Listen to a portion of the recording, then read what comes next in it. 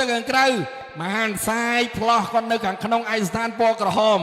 បាទកំពុងតែចាក់យោងលឿនណាបាទយ៉ាងម៉េចហើយសម្រាប់ជើងទី2បាទជើងទី2បន្ទាប់ពីជើងនេះបុកធរវេលាឲ្យឡើងទៅមួយជើងទៀតបាទអូបាទសាយហាក់ដូចជាថប់ថយកម្លាំងហើយឥឡូវនេះបាទមហាខ្លាក្រហមក្នុងបន្ថែមលបឿនល្អមែនតើបាទអ្នកបាធាយកំពុងចាមលោកគ្រូអើយចប់ឲ្យខាងលោកគ្រូឈ្នះបាយខ្លាក្រហមស្រុកបាធាយបាទលឿនណា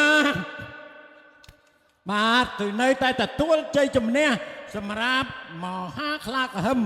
ដែលមកពីខាងបាធាយបាទនៅឃុំសដែកខ្លាក្រហមហ្នឹងនៅឃុំសដែកបាទស្រុកបាធាយបាទឥឡូវខ្ញុំជម្រាបជូនទូកដែលត្រូវឡើងទៅលើវិញបាទអ៊ំបណ្ណាំងបន្តណាបាទអតិរាជបាទដែលជះវត្តមាត់កសាសសូមអញ្ជើញឡើងទៅលើនារីឧត្តមឡើងទៅលើបាទមហិទ្ធិរិទ្ធកំផែងជ័យបារមីវត្តស្វែងអណ្ដែតឡើងទៅលើបាទវិជ័យវង្សាដែលចូលសានជ័យឡើងទៅលើបារមីឯកមានជ័យបុផាសួស្ដីបាទធិបតីដែលជះឡើងទៅលើស្រីសសុកសែនជ័យសៀសែនជ័យបារមីដែល